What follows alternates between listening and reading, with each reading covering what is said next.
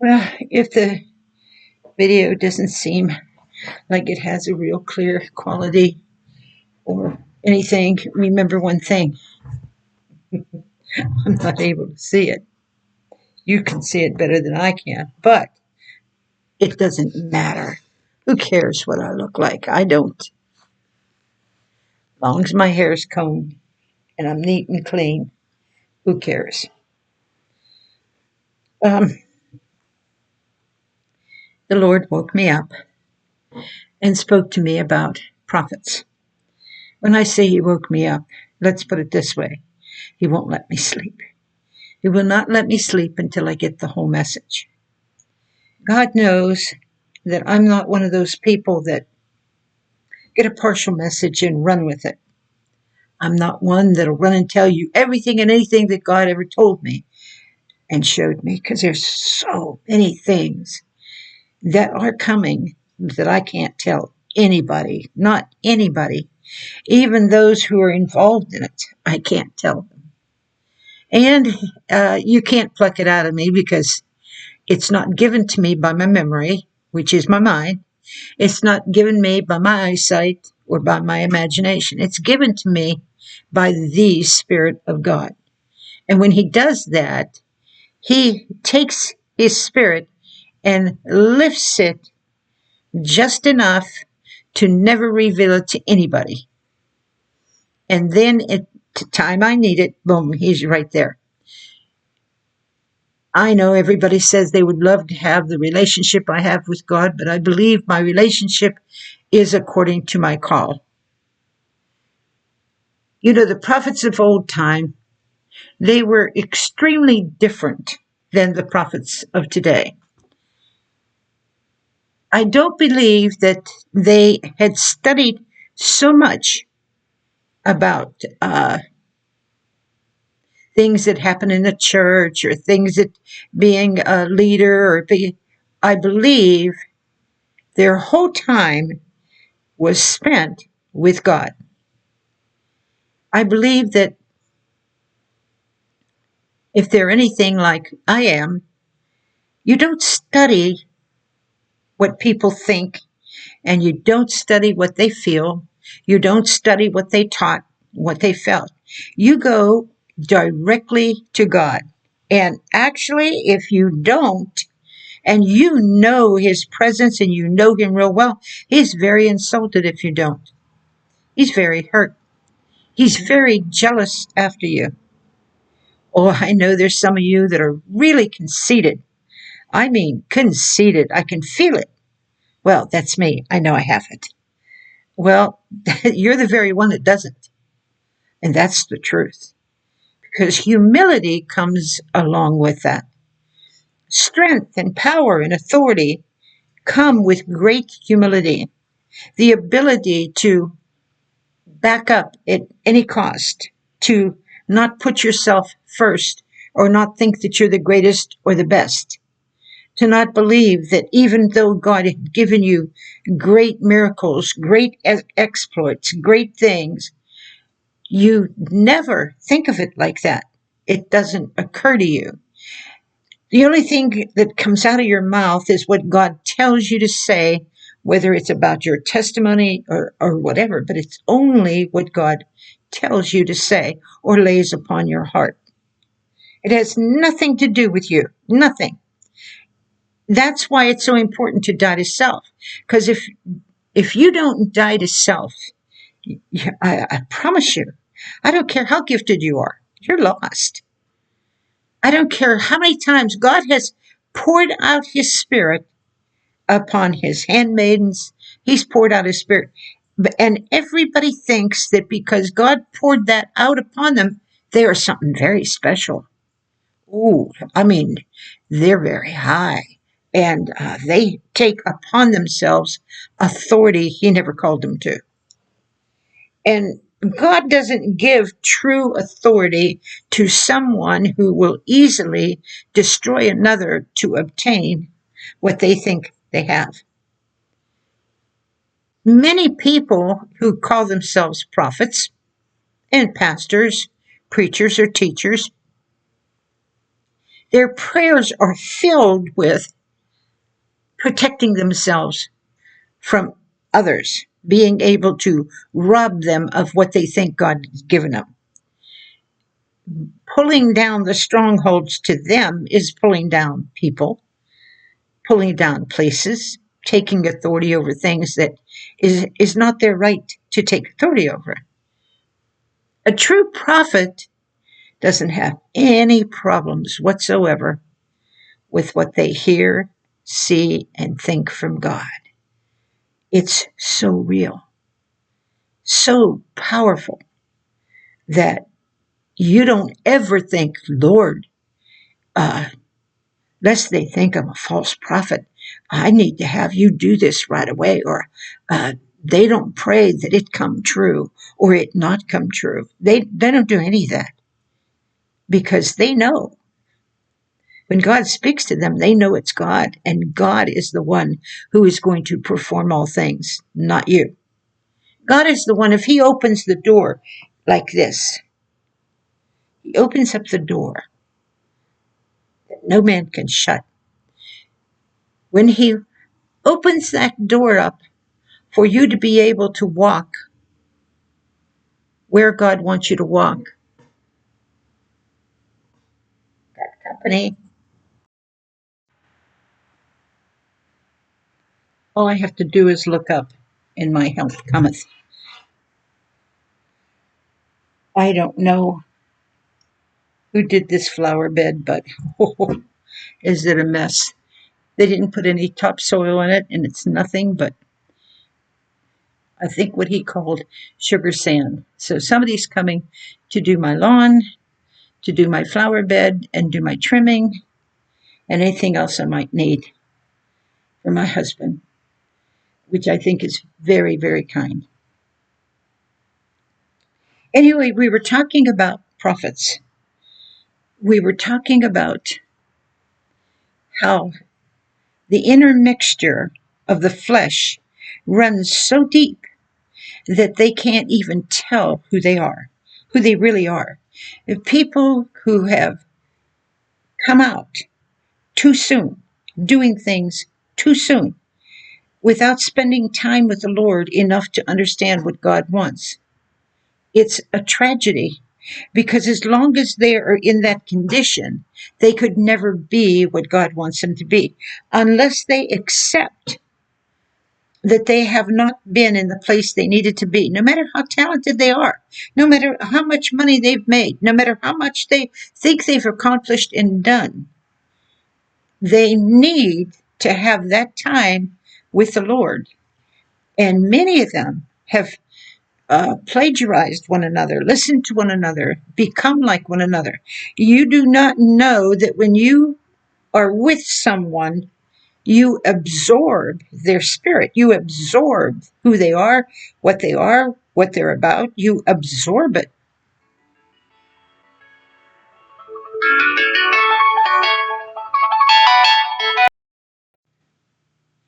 I had to take that call. That was my husband. And, we don't realize we have so little time on earth that we should do what Psalm 90 says. Help us to count our days.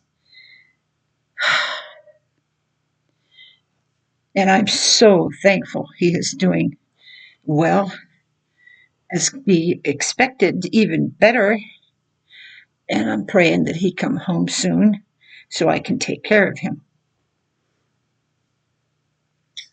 But I am looking out my window, and something that has troubled my husband for so long and he could not fix was what they did with this flower bed when we bought this house. We didn't realize even the magnolia trees are flush up against the house, and you cannot plant a tree up against a house. So we're going to move them. Well, my friend is going to move them, and part of my prayer team. And I think about how I did all of that for someone else, for other pastors, and labored for hours and hours and hours. out in the heat, out when it was impossible to survive, and scraping and painting and scrubbing and restoring and doing so much out in that heat. And all of those months, well, years that I did it, because I did it for years. And all of that was like nothing. Nobody cared that you did it. You went to another church, and it didn't matter that you worked like a slave for God, not for these people. I didn't work for these people. I never worked for people. I worked for God. And I worked from the time I got up in the morning till the time I went to bed at night. And I worked and slept only 3 hours because 99% of the time I was in constant prayer. So the labors and all the things that they benefited from. And whenever I had to leave because I was stricken with lupus, it's so bad that I couldn't even walk anymore. And nobody cared. And when I walked into another church, because I would not dedicate myself to kill myself for that church that wanted to be seen by the whole neighborhood. And this was really awful, because these people are connected to others that claim to be prophets and preachers and teachers. And as soon as they see you coming, your body is already spent from working 20 years for someone like a slave that didn't care. And they call you a cheater because you're not doing what they can do, because they're younger and they're able to do it. You can't do it anymore. And it was a terrible ordeal, but it just goes to show you how church isn't everything. Going to church doesn't mean a thing. I mean, I never missed a day of church, but what was it that was being worshipped? Was it God or was it man? I never saw anything that glorified God. I saw only people taking advantage of others, using them, gossiping, lying, cheating, destroying. That's all I ever saw in church. I never saw anything else. And I went from church to church as we moved to different places. And it was the same thing. Same old, same old. Until finally, the Lord just called me separate from all of that, separate from anybody and everybody, and revealed to me how the noise of what people think, what they feel, what they do, how they act, all the curses in their life, all the things that come from their generations, and all the things that come from their neighbors and their friends, and all the things that they have done, all of those things are like this in your mind. They're all around you. They're everywhere in front of you. And you pray and you pray, and you can't seem to get out of it. You can't seem to get above it. And I was saying about how when I first started getting above it, it was like I could see. Oh, I couldn't believe it. I could literally see. I could see and understand what I was supposed to do, where I was supposed to go, what God wanted of me. And then pretty soon I was this far. And it was a shock. It was a shock that no one loved God the way they said they did. That they were playing here and playing there. And it wasn't just one church. It wasn't just one denomination. It wasn't just one pastor. It wasn't just one prayer group. It was even those who called themselves apostles, who delivered people up to the council on the word of one person. You cannot ever do that. It's not according to the word. You must give that other person a chance to sit down and defend themselves. But that was never done. The gossip in the prayer meetings, the gossip and all the lies. You could feel the witchcraft just swirl around and make you look like what they said you were, and it was that manipulation of evil. And it made you look like you were doing wrong when you weren't. You didn't even have it in your heart. You weren't even thinking of it. But yet they would accuse you of warring with them and fighting with them for their husband or for their whatever. And you're feeling all of that, and you're wondering, why are they doing this? What happened to them? Because they sat with someone that lied to them, someone that wanted to impress them, so they helped them in their devastating lies.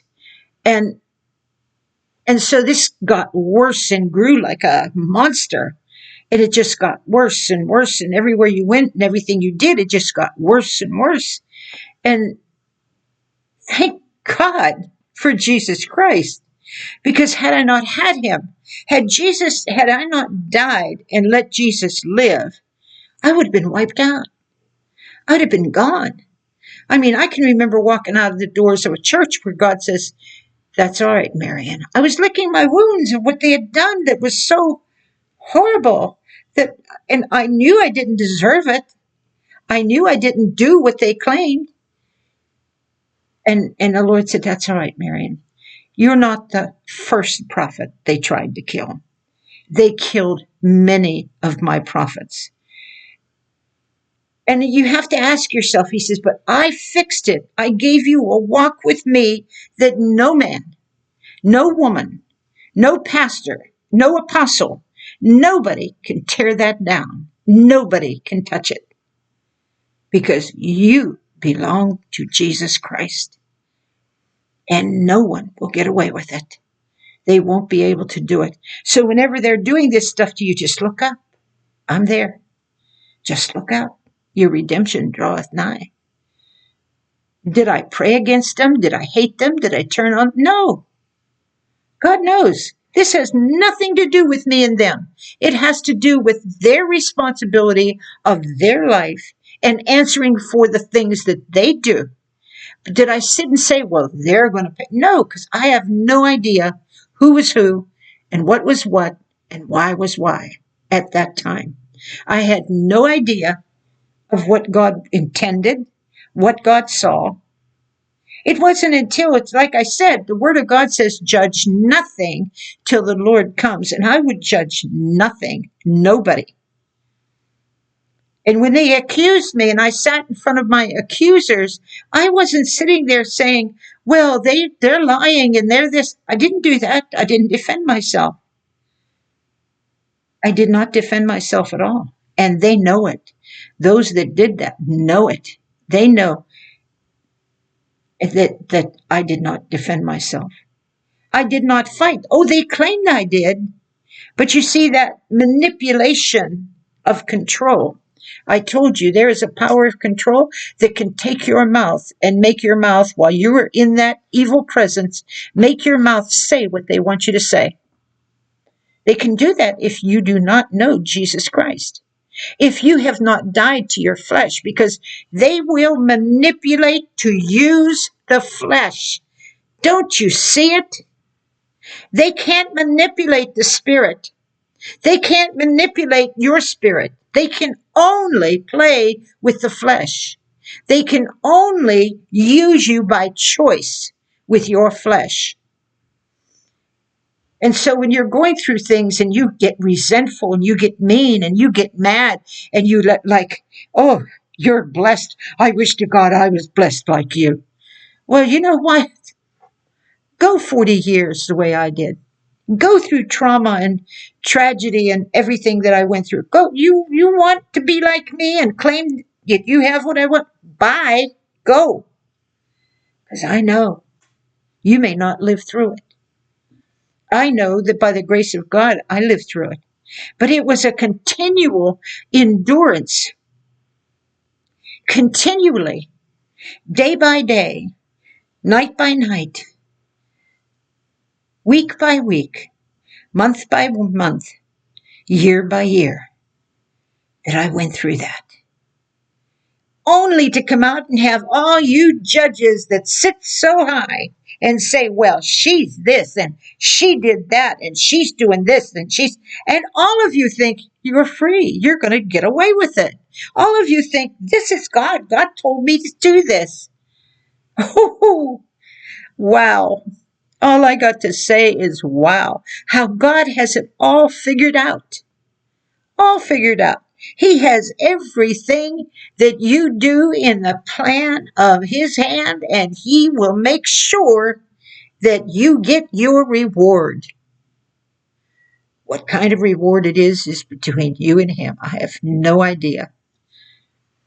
I'm not telling you this stuff so that you could look at me and say, oh, the poor thing she went through. I could care less.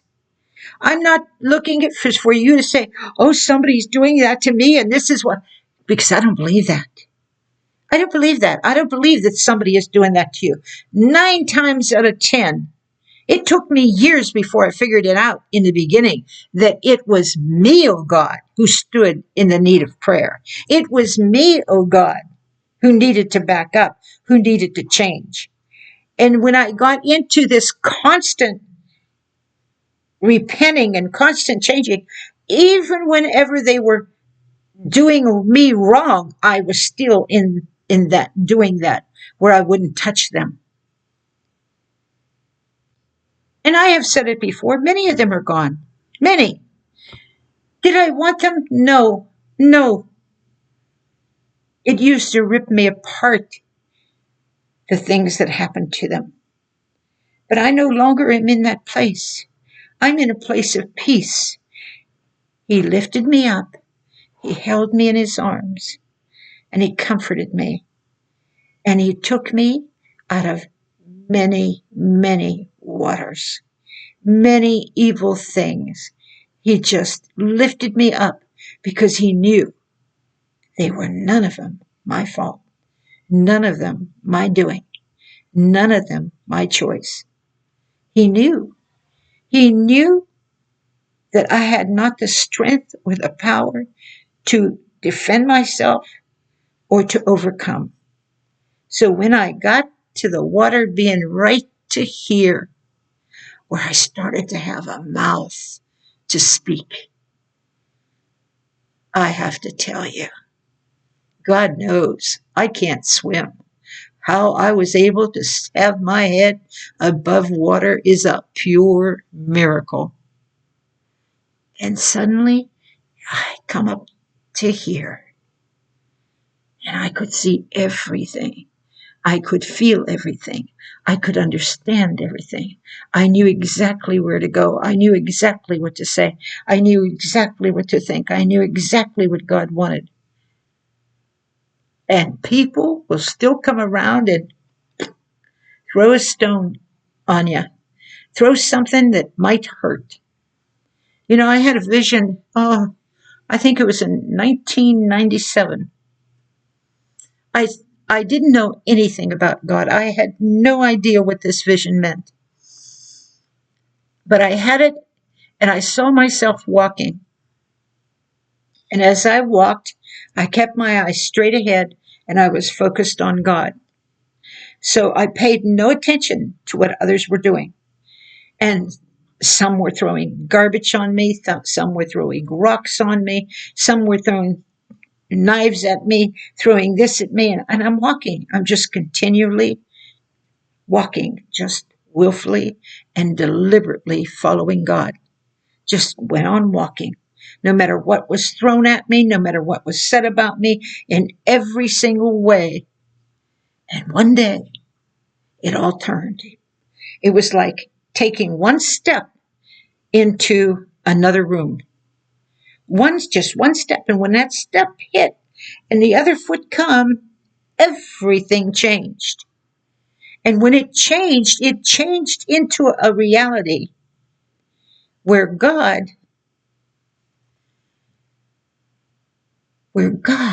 was now counting it as being done to him. So the past hurt, but I don't remember it.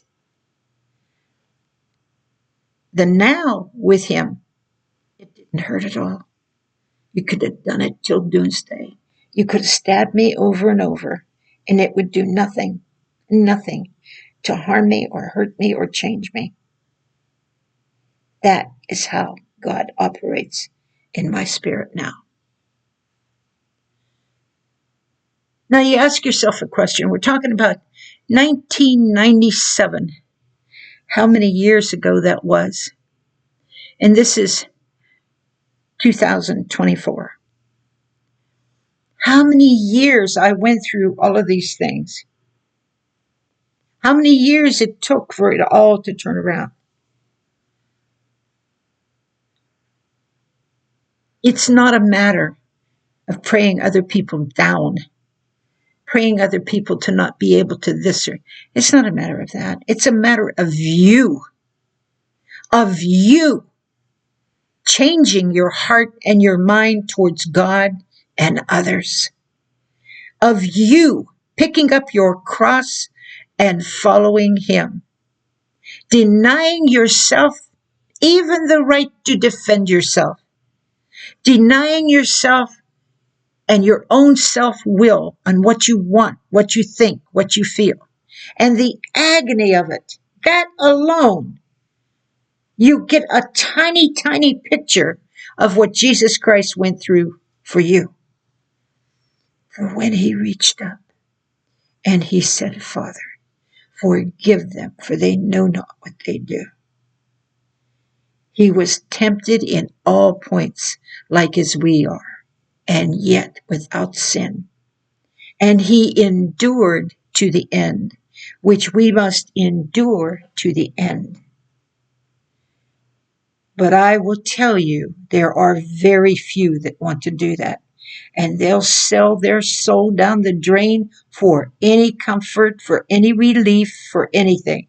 Because pain, there are worse things than suffering pain. There are worse things than enduring certain things. There are worse things than cancer and disease. Worse, much worse. Torture and torment from an unforgiving heart. You know, you'll see them sit down and say, well, if he gets elected, we'll just erase him. We'll just do this. And they sit so brave. They sit like, I'll never have a problem with it. I can do this. I can do that. I can lie. Hey, look at what they caught me on. They caught me on the internet lying and making this up and making that up to make sure that this person never becomes president. To make sure this person never gets into office. I can do anything because God is with me. Oh, wait till the day. Oh my goodness. The biggest discovery of your life is when you are taken by the evil that you have given and thrived on and lived on. The evil that said you'll never be held accountable. The evil that said that there is no God. You are going to be all right. You can do anything you want. Like the person that once told me, hey, they did exactly what they claim I did. And they said, yeah, but you got caught and I didn't. Therefore, you're guilty. This is their mentality. Their mentality thinks this way. They literally think that whatever that you have is theirs. Automatically. By the power of black magic and witchcraft, it's theirs. They call it hijacking. But they take it off of you. How do you fight that? You don't, my dear. You plead the blood of your own soul that you don't give in to any fight, that you don't give in to anything that they do, that you don't take knowledge to it, that you don't acknowledge it as though it has power over you. There's so many ways to be delivered. But none of you, and I'm saying N-O-N-E, want to hear the truth. You all want the easy way out.